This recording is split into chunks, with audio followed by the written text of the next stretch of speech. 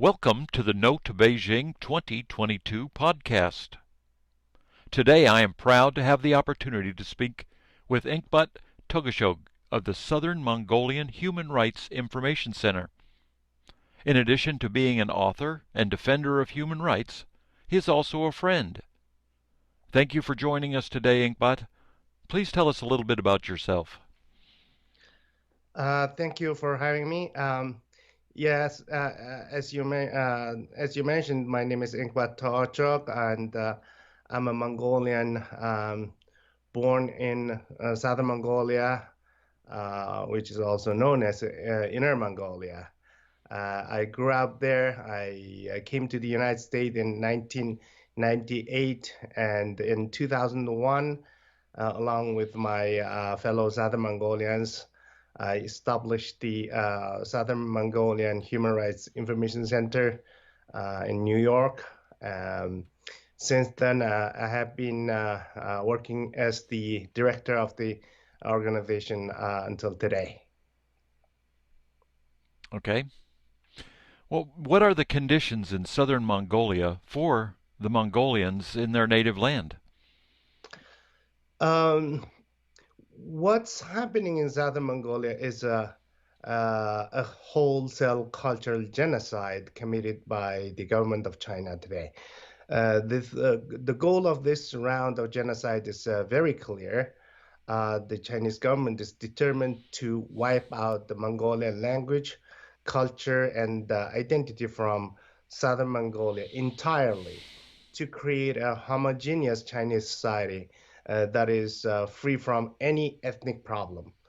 So this ongoing cultural genocide has started in southern Mongolia last September with the implementation of the so-called second generation bilingual education to ban Mongolian language education entirely and replace the Mongolian language with the Chinese as the medium of instruction across the region.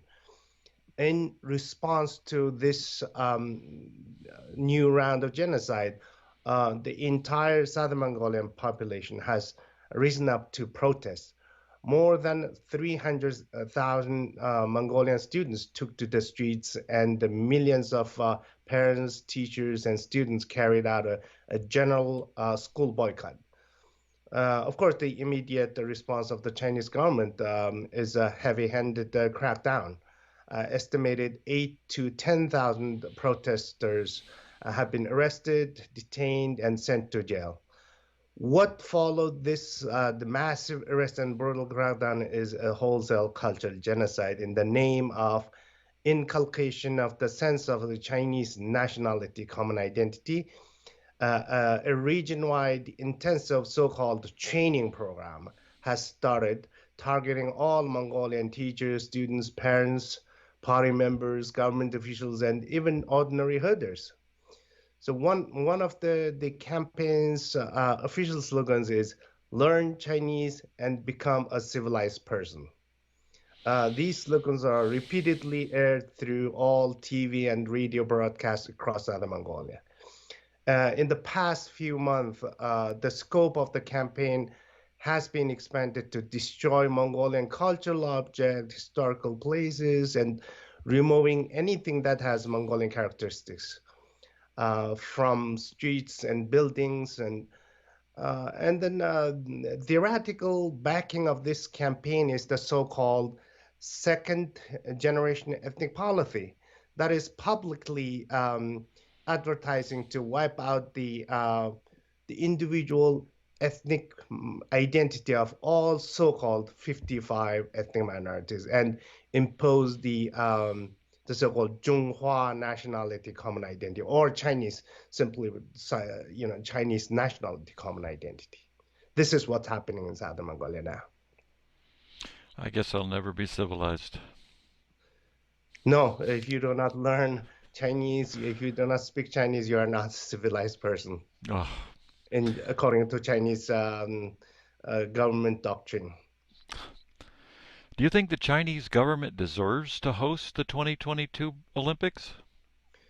No, not at all.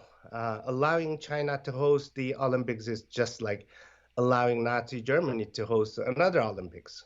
China is committing multiple genocides in front of the eyes of the international community. Millions of Uyghurs are locked up in concentration camps. The entire Mongolian population in southern Mongolia is subject to a massive cultural genocide campaign. And the situation in Tibet is very much similar to that of the southern Mongolia and East Turkestan. They are denied the right to practice their religion and culture. Not only that, China is also cracking down on any dissent, any peaceful protest. If you look at citizens of Hong Kong, they are denied the right to protest, right to free speech and free press. China is also extending her tentacles to the de facto independent nation of Taiwan. Not only that, China is trying to dominate the world culturally, economically, militarily, and politically through infiltration, extortion, and other criminal activities.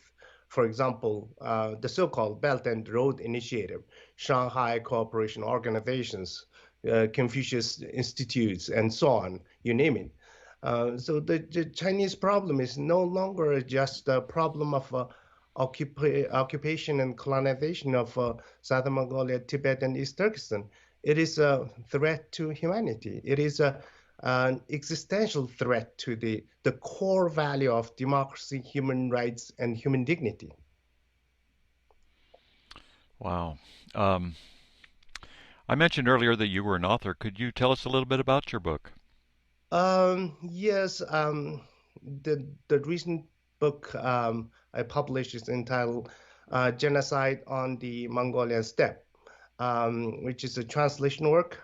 The original version was written in Japanese by Southern Mongolian scholar Professor Honest Chokt from Shizuoka University in Japan.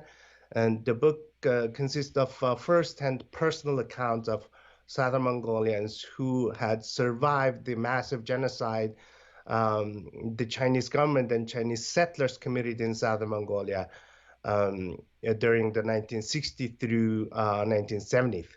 According to the Chinese official statistics, more than 20,000 Mongolians were killed during this genocide campaign, but the Mongolians widely believe that at least 100,000 Mongolians were tortured to death and half a million arrested, imprisoned, and tortured.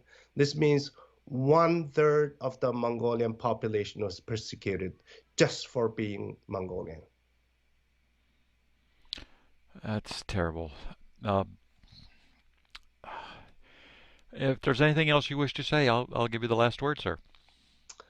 Um, my message to the people around the world is that it is really a time for us to um, overcome our differences, for example, religious, cultural, regional, ethnic, or political differences, to unite together to counter China.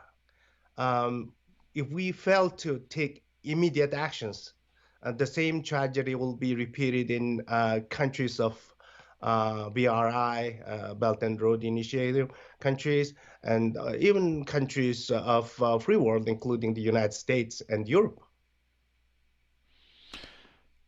Thank you for your words. Thank you. Thank you for having me.